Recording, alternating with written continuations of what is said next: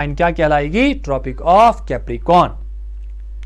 ठीक, जब तक ना आप ये समझोगे एन और एस साथ रखोगे, ठीक है, जैसे ट्रॉपिक ऑफ कैंसर ऊपर है, ट्रॉपिक ऑफ कैंसर और ट्रॉपिक ऑफ कैप्रिकॉर्न, इनके मेजरमेंट सेम है 23.5 23.5, लेकिन 23.5 नॉर्थ है ट्रॉपिक ऑफ कैंसर, 23.5 है ट्रॉपिक ऑफ कैंसर, वो साउथ में आता है।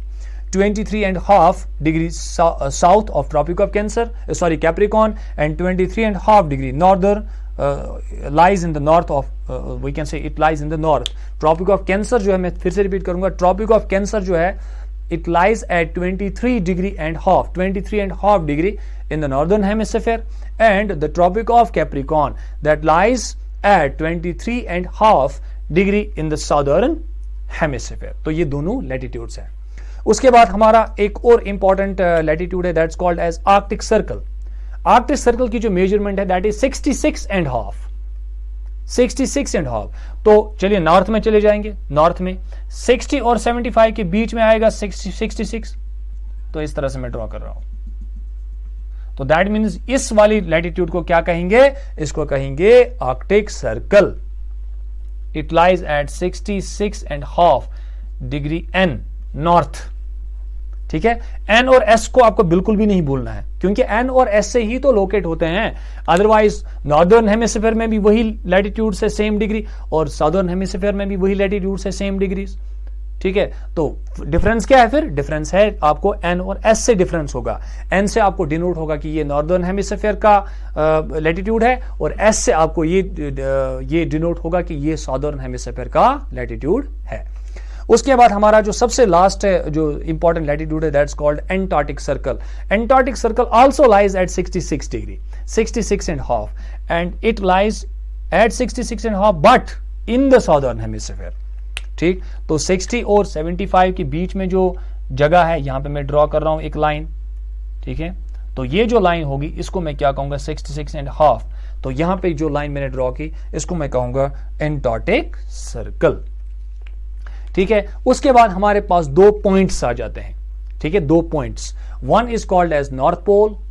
दो पोल्स आ जाते हैं या पॉइंट्स आप बोलो। एक होता है नॉर्थ पोल जो कि एग्जैक्ट यहां पे लोकेटेड है, और नीचे आता है एक और, उसको हम साउथ पोल कहते हैं। ठीक है, तो देखें डिग्रीज तो यहां पे सेम है, सिर्फ आपको याद रखना है। इक्वेटर जो है सबसे इंपॉर्टेंट लैटिट्यूड है, जो लाई करती है 0 डिग्री पे, सबसे लॉन्गेस्ट लैटिट्यूड मानी जाती है, और इंपॉर्टेंट लैटिट्यूड क्यों है? अर्थ को डिवाइड करती है दो हिस्सों में। ठीक है, नॉर्दर्न एंड सदर्न हेमिस्फीयर। उसके बाद इंपॉर्टेंट लैटिट्यूड्स में हमारे पास आ जाती है tropic of cancer that lies at 23.5 degree in the northern hemisphere. Similarly we have one more important latitude that is tropic of capricorn that also lies at the same degree like 23.5 but in the southern hemisphere. And then we have one more important latitude in the northern hemisphere, that is Arctic Circle. Arctic Circle lies at 66.5 degree, but in the northern hemisphere. And again we have one more important latitude in the southern hemisphere, that is Antarctic Circle, that also lies at the same degree, that is 66.5, but in the southern hemisphere. तो इससे आपको clear हो जाएगा ये। ठीक है, फिर हमारे पास दो इंपॉर्टेंट पोल्स हैं, जिसको हम टू एंड पॉइंट्स भी कहते हैं, वो हमारे पास है north pole and south pole. ठीक है, तो आई होप कि मतलब जो ये लैटिट्यूड्स और लॉन्जिट्यूड्स जो है कि आपको क्लियरली आपको समझ आया होगा। ठीक है, अब इसमें एक इंपॉर्टेंट चीज है जो एग्जाम में कभी पूछा जा सकता है। ये जो मैंने यहाँ पे डिग्रीज, यहाँ पे जो है डिग्रीज लिखे मैंने यहाँ पे, जैसे इक्वेटर को मैंने 0 डिग्री लिखा, उसके बाद जो नेक्स्ट लैटिट्यूड आई उसको मैंने 15 डिग्री लिखा, फिर उसके बाद जो नेक्स्ट लैटिट्यूड आई उसको मैंने 30 डिग्री लिखा, फिर इसी तरह से 45, 60, ये मैंने किस तरह से ड्रॉ मतलब लिखा? ये रैंडमली मैंने लिखा कि इसके पीछे कोई फॉर्मूला है। ठीक है, क्या इसके पीछे कोई फॉर्मूला है, क्या इसके पीछे कोई मेथड है जिससे आपको ये अंडरस्टैंड हो जाएगा कि हर एक लैटिट्यूड के बाद जो दूसरी लैटिट्यूड आती है उसमें क्यों 15 डिग्री का डिफरेंस रहता है, या एक लॉन्जिट्यूड से लेकर दूसरे लॉन्जिट्यूड तक क्यों 15 डिग्री का डिफरेंस रहता है? क्या इसके पीछे कोई कारण है? ये आपको क्लियरली समझना है। ठीक है,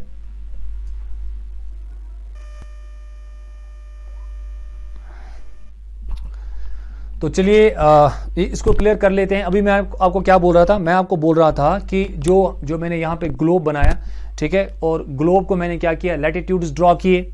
लैटिट्यूड्स मैंने आपको बताया कि वो इमेजिनरी लाइंस होते हैं जो वेस्ट से ईस्ट की तरफ ड्रॉ किए गए होते हैं, ठीक है, जो वेस्ट से ईस्ट की तरफ जो है रन करते हैं, और लॉन्जिट्यूड्स वो होते हैं जो नॉर्थ से साउथ की तरफ रन करते हैं, ठीक है। अब यहाँ पे और एक और चीज बीच में से नजर आ रही है, वो ये कि वेस्ट से ईस्ट की तरफ क्यों और नॉर्थ से साउथ यहाँ पे क्यों इस तरह से ये बोला जा रहा है, क्योंकि हमारी जो अर्थ है ये दो तरह के मूवमेंट्स करती है, ठीक है, हमारी जो अर्थ है ये दो तरह के मूवमेंट्स करती है, one is called as rotation, another is called as revolution, ठीक है। जो हमारी अर्थ है ये क्या करती है, ये रोटेट करती है किसके अराउंड, एक्सिस के अराउंड, अपने एक्सिस के अराउंड रोटेट करती है, ठीक है। और एक्सिस जो अर्थ का एक्सिस है वो किस डिग्री पे लाई है, वो 23.5 पे है, 23.5 डिग्री, ठीक है। या मैं आपको ये भी बता सकता हूं हमारी जो अर्थ है इट इज टिल्टेड, हमारी जो अर्थ है ना ये थोड़ी सी टिल्टेड है, थोड़ी सी टेढ़ी है, और इसका जो टिल्ट है वो किस डिग्री पे है, दैट इज एट 23.5, वही इसका एक्सिस भी आता है, ठीक है। मान लो फॉर एग्जांपल ये 0 डिग्री है, उसके बाद 15 आएगा, 15 के बाद 30 आएगा, जैसे मैंने आपको यहां से ड्रॉ किया, 15 के बाद 30, फिर 45।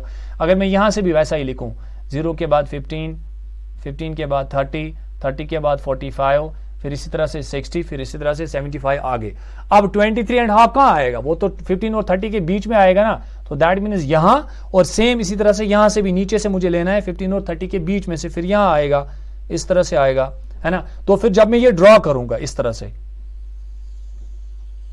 तो जब मैंने इसको ड्रॉ किया, इस लाइन को जब मैंने ड्रॉ किया, तो हमारी अर्थ जो है ना वो किस तरह से थोड़ी होगी ना, इस तरह से थोड़ी टेढ़ी होगी। तो ये जो लाइन मैंने बीच में से ड्रॉ की, इसको क्या कहते हैं, इसको हम कहते हैं एक्सिस। क्या कहते हैं, इसको हम एक्सिस कहते हैं। इसी एक्सिस के अराउंड हमारी जो अर्थ है ना ये रोटेट करती है, और किस डायरेक्शन में रोटेट करती है, ये डायरेक्शन, ये वेस्ट टू ईस्ट में मूवमेंट करती है, इस तरह से हमारी अर्थ इस तरह से घूमती है, इस तरह से, ठीक है, वेस्ट से ईस्ट। वेस्ट तो हमारा ये है, वो हो गया ईस्ट, ईस्ट वेस्ट है ना, वो हो गया नॉर्थ और नीचे साउथ। वेस्ट से ईस्ट की तरफ इस तरह से मूव कर रही है हमारी अर्थ, इस तरह से मूव कर रही है वेस्ट टू ईस्ट, ठीक है। और किसके अराउंड रोटेट कर रही है, ये इस एक्सिस के अराउंड रोटेट कर रही है। और उसी टाइम पे हमारी जो अर्थ है ना ये किसके अराउंड रिवॉल्व करती है, ये सन के अराउंड रिवॉल्व करती है। मान लो फॉर एग्जांपल ये मैंने यहां पे सन बनाया, ठीक है, तो सन जो है ये अपनी जगह पे है, सन अपनी जगह पे है, और कभी इसकी लाइट कम नहीं हो जाती, हमेशा से उतना ही ब्राइट है और चमक रहा है। हाँ, तो फिर डिफरेंस कहां पे आ रही है, चेंज कहां पे आती है, चेंज यहां पे आती है, हमारी अर्थ पे आती है, क्योंकि हमारा जो अर्थ है ना ये मूव कर रहा है, ये इस तरह से रिवॉल्व कर रहा है, किसके अराउंड रिवॉल्व कर रहा है, ये सन के अराउंड रिवॉल्व कर रहा है।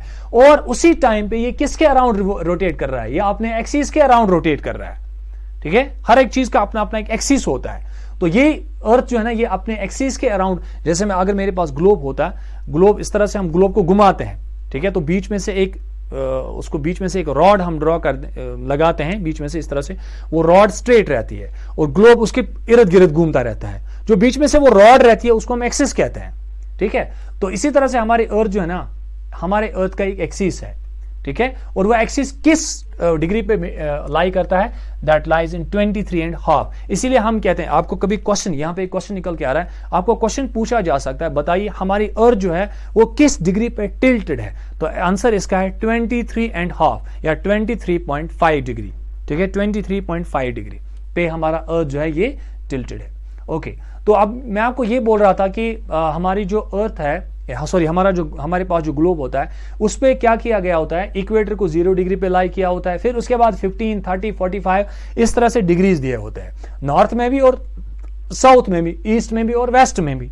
ये डिग्रीज किस तरह से आते हैं और कहां से आते हैं वो यहां पे हम क्लियर करेंगे। देख लीजिए आप, अभी मैंने आपको बताया हमारी जो अर्थ है ये एक्सिस के अराउंड क्या करती है, रोटेट करती है।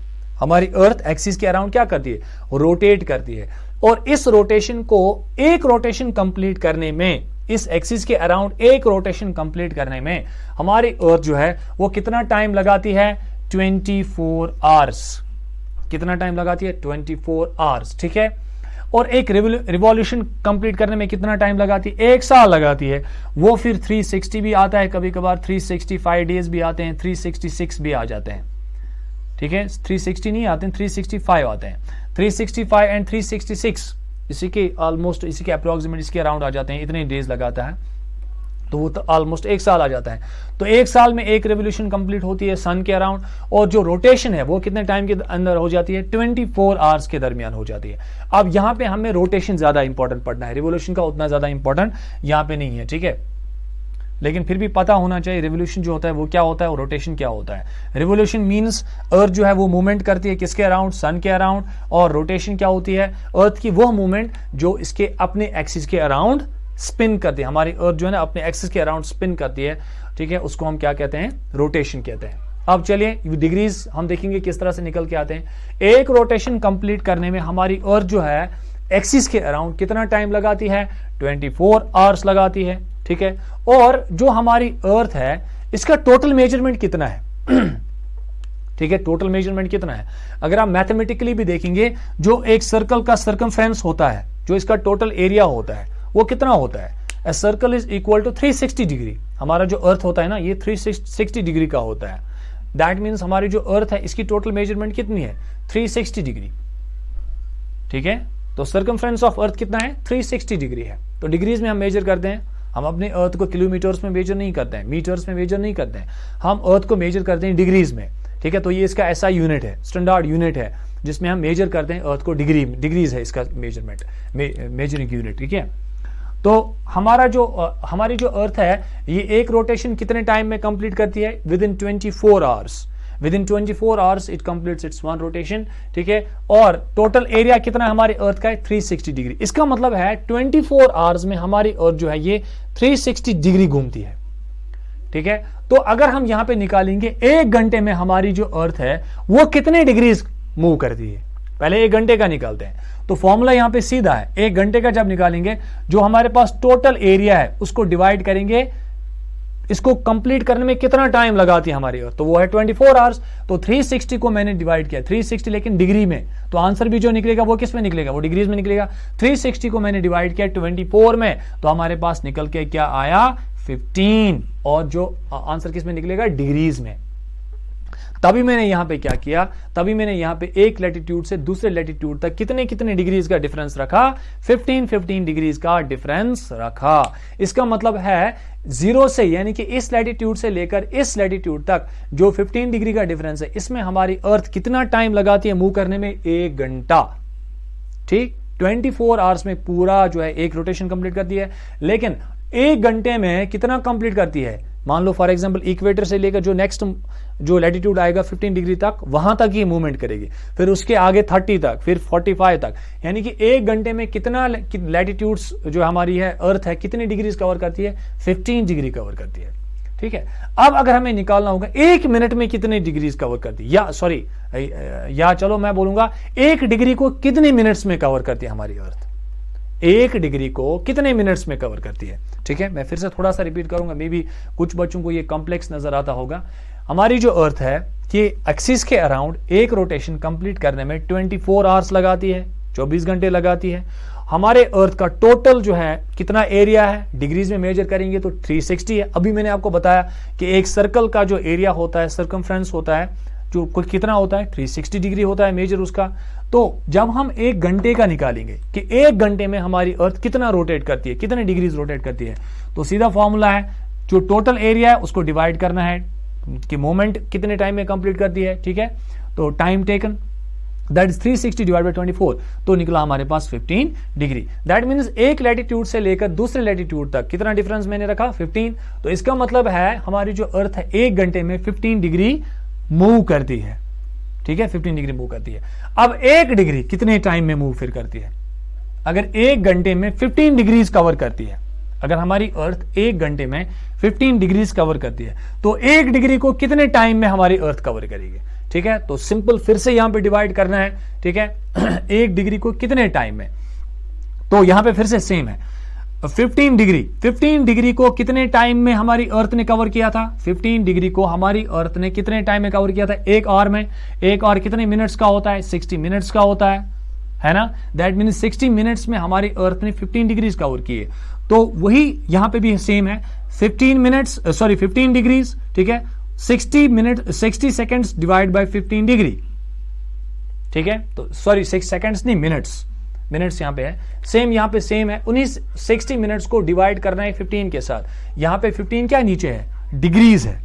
60 मिनट्स में 15 डिग्रीज हमारी अर्थ ने कवर की, यहाँ पे सेम है। 60 मिनट्स में 15 डिग्री कवर किए, तो यहाँ पे सेम करना है, 60 को डिवाइड करना है 15 के साथ।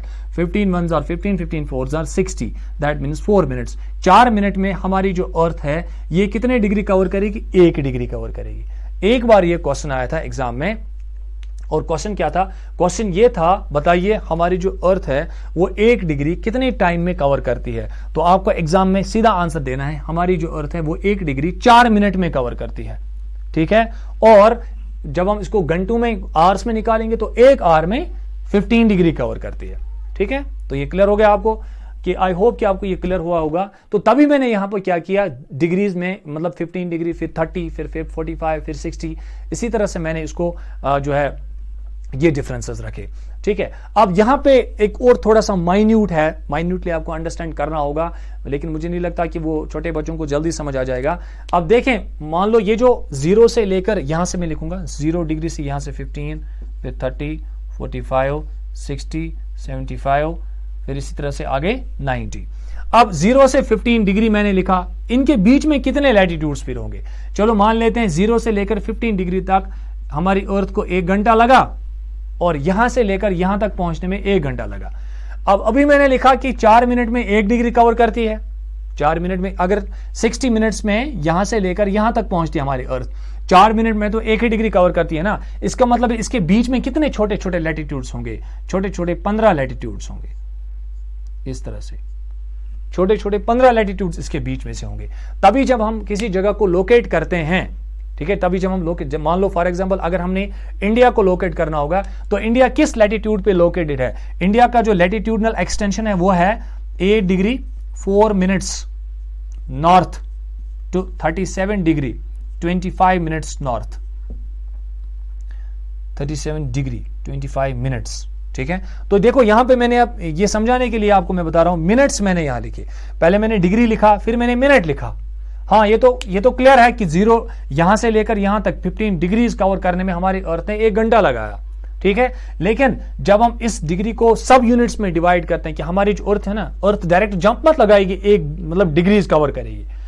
जैसे हमारी वॉच होती है, हमारी वॉच में मतलब डायरेक्टली आवर्स मत चलते रहते हैं, पहले 1 बज गए, फिर 2, फिर 3 सेकेंड्स चलते हैं, फिर मिनट्स चलते हैं, फिर उसके बाद और होता है। तो सेम यहां पे भी होता है, जब हम अर्थ को, सॉरी, जब हम डिग्रीज को सब यूनिट्स में डिवाइड करते हैं तो वो मिनट्स में डिवाइड हो जाते हैं। तो मिनट्स को हम किस तरह से डिनोट करते हैं, इस तरह से, जैसे हम हैश ऊपर से डालते हैं, सॉरी हैश नहीं, हाइफन डालते हैं इस तरह से। तो सेम इसी तरह से जो है यहां पे इस तरह से ऐसे हम डालेंगे, ठीक है। तो ये मिनट्स कहलाएगा, और इसी तरह से इस तरह से 2 हम डालते हैं, ठीक है। तो हमारे पास ये हो जाते हैं सेकंड्स और ये हो जाते हैं मिनट्स। ये मिनट का सिंबल हो गया और ये सेकंड का सिंबल हो गया। तभी मैंने यहां पे क्या लिखा, इस तरह से मैंने यहां पे इस तरह से लिखा 8 डिग्री, फिर 4, फिर इस तरह से मैंने स्लैश डाला, स्लैश को मैंने डिनोट किया मिनट्स के साथ, ठीक है। फिर अगर मुझे आगे सेकंड्स भी डालना होगा तो मैं इस तरह से लिखूंगा 25, फिर 2 स्लैश डालूंगा, तो ये सेकंड्स हो गए। तो इसका मतलब क्या है, ये मैंने क्यों लिखा, मिनट्स क्यों है, फिर सेकंड्स क्यों है, कि इन डिग्रीज के बीच में से सब यूनिट्स होते हैं, छोटे छोटे लैटिट्यूड्स और होते हैं, उनको हम मिनट्स में जोड़ लेते हैं, ठीक है। तो हमारी जो अर्थ है मिनट्स में सर्कुलेट मूव करती है, मिनट्स में मूव करती है, फिर उसके बाद डिग्रीज तक पहुंचती है। डिग्री जो है एक स्टैंडर्ड यूनिट है, और उसका जो सब यूनिट होता है वो मिनट्स होता है। तो ठीक है, लेकिन यहां पे आप याद रखेंगे जो ये मिनट्स है ये टाइम के लिए मेजरमेंट नहीं है, ये डिस्टेंस के लिए है। एक सबसे इंपॉर्टेंट पॉइंट है यहां पे, कि एग्जाम में भी हो सकता है पूछा जा सकता है कि जो मिनट्स यहां पे मैंने लिखा ये टाइम के लिए नहीं है, ये डिस्टेंस मेजरमेंट के लिए है, ठीक है, डिस्टेंस मेजरमेंट के लिए। तो चलिए, आई होप कि आपको ये क्लियर, बेसिक कुछ चीजें मैंने आपको बताई तो आपको ये अंडरस्टैंड हुआ होगा। अब लास्ट इसमें थोड़ा सा है, ये क्लियर करेंगे, और फिर जो नेक्स्ट टॉपिक हमारा रहता है वो मैं नेक्स्ट वीडियो लेक्चर में क्लियर करूंगा। अब यहां पे जो मैंने इंपॉर्टेंट लैटिट्यूड्स ड्रॉ किए, जैसे इक्वेटर है, ट्रॉपिक ऑफ कैंसर है, इसी तरह से ट्रॉपिक ऑफ कैप्रिकॉन है, इसी तरह से एंटार्क्टिक सर्कल है और आर्कटिक सर्कल है, और उसके मैंने वो किस डिग्री पे लाई करते हैं ऑलरेडी मैंने बताया आपको, यहां पे मैंने लिखे हैं। अब हमारे पास जो है हीट जोन्स होते हैं, we have some heat zones on our earth, ठीक है। मान लो फॉर एग्जांपल यहां पे हमारा सन है, इस तरह से, यहां इस जगह पे हमारा सन है, ठीक ठीक है, और सन जो है कंटिन्यूसली लाइट दे रहा है, कंटिन्यूसली हीट दे रहा है, लेकिन ये जो हीट है ये प्रोपोर्शनेटली क्या है, किसी जगह पे जो है ज्यादा मिलती है, किसी जगह पे कम जा रही है। तो इसी तरह से हमने ये डिवाइड करना है कि किस जगह पे और ये जो सन है इसकी हीट ज्यादा जाती है और किस जगह पे कम जाती है। सबसे पहले देखेंगे अगर सन की जो डायरेक्शन इस तरह से, तो सबसे ज्यादा हीट एंड लाइट कहां जाएगी, बिल्कुल स्ट्रेट में जाएगी। फिर उसके बाद जो इसके रेज हैं जो बचेंगे फिर वो कहां से जाएंगे, नीचे जाएंगे और ऊपर चले जाएंगे। ठीक है, तभी हम देखते हैं ऊपर वाले डायरेक्शन में ज्यादा लाइट नहीं मिलती है, ना नीचे वाले, सेंटर जो पोर्शन होता है उसमें ज्यादातर हीट और लाइट होती है। ठीक है, तो वो हीट जोन हम यहां पे देखेंगे। सबसे पहला हीट जोन जो हमारे पास होता है उसको हम कहते हैं ट्रॉपिकल और इक्वेटोरियल जोन। याद रखेंगे आप, ये हीट जोन्स होते हैं, ट्रॉपिकल और इक्वेटोरियल जोन। अब देखें ये कौन सा होता है, देखो इक्वेटर से लेकर ट्रॉपिक ऑफ कैंसर तक, याद रखना है आपको, इक्वेटर से लेकर ट्रॉपिक ऑफ कैंसर तक, और ये हो गया नॉर्दर्न हेमिस्फीयर। फिर साउथ में जाएंगे, इक्वेटर से लेकर ट्रॉपिक ऑफ कैप्रिकॉर्न तक। ये वाला जो इलाका है, ये वाला जो एरिया है, इस तरह से मैं ये ड्रॉ करूंगा, यहां से इस तरह से, फिर इस तरह से, यहां से इस तरह से, ये वाला जो एरिया आ गया, इक्वेटर से लेकर ट्रॉपिक ऑफ कैंसर तक और इक्वेटर से लेकर ट्रॉपिक ऑफ कैप्रिकॉर्न तक। ठीक है, इक्वेटर से लेकर नॉर्दर्न हेमिस्फीयर में ट्रॉपिक ऑफ कैंसर तक और इक्वेटर से लेकर साउदर्न हेमिस्फीयर में ट्रॉपिक ऑफ कैप्रिकॉर्न तक। ये वाला जो एरिया आ गया, इसको हम क्या कहते हैं, इसको हम कहते हैं ट्रॉपिकल या इक्वेटोरियल जोन, और यहां पे सबसे ज्यादा गर्मी होती है। This region is very hot, very much hot. जो कंट्रीज इक्वेटोरियल रीजन्स में आते हैं वो वहां पे बहुत ज्यादा गर्मी होती है। ठीक है, जैसे अफ्रीकन कुछ कंट्रीज हैं या साउथ अमेरिकन कंट्रीज इसमें आ जाते हैं, साउथ अमेरिकन, तो वो कंट्रीज बहुत ज्यादा गर्म होते हैं, वहां पे ज्यादा गर्मी होती है। ठीक है, क्योंकि वहां पे सन जो होता है वो डायरेक्टली मतलब अपनी हीट ज्यादा दे रहा होता है। ओके, उसके बाद हमारे पास एक और जोन है, that is called as temperate zone, that's called as temperate zone. अब देखें टेम्परेट जोन कौन सा है, बहुत आसान है इसको समझ लेना। अब ट्रॉपिक ऑफ कैंसर से स्टार्ट करना है, आप इक्वेटर से स्टार्ट नहीं करना है, आप ट्रॉपिक ऑफ कैंसर से स्टार्ट करना है।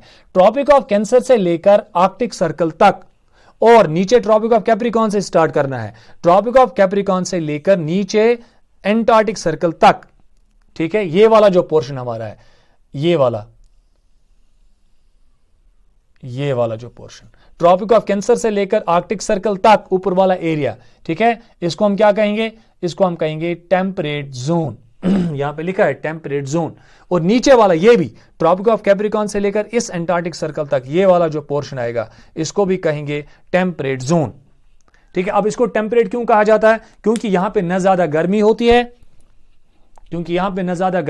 और न यहां पे ज्यादा सर्द इलाका होता है। ठीक है, तो ये टेम्परेट जोन कहलाता है, ये वाला पोर्शन भी और ये वाला पोर्शन भी टेम्परेट जोन। उसके बाद हमारे पास सबसे लास्ट है जिसको हम कहते हैं पोलर और फ्रिजिड जोन, पोलर जोन और फ्रिजिड जोन। ठीक है, अब वो भी आसान है, अब वहां से स्टार्ट करना है नॉर्दर्न हेमिस्फीयर में आर्कटिक सर्कल से, आर्कटिक सर्कल से लेकर नॉर्थ पोल तक, और नीचे एंटार्क्टिक सर्कल से लेकर साउथ पोल तक। ये जो हमारे दो एरियाज आते हैं, ये जो नीचे और ये ऊपर, ठीक है, इनको हम कहते हैं फ्रिजिड जोन, और इसको भी हम कहते हैं फ्रिजिड जोन, क्योंकि यहां पे सबसे ज्यादा सर्दी होती है। तभी यहां पे इस एरिया में, ये जो एंटार्क्टिक सर्कल है, यहां पे इस हमारा कॉन्टिनेंट, कौन सा कॉन्टिनेंट आ जाता है, एंटार्क्टिका आ जाता है।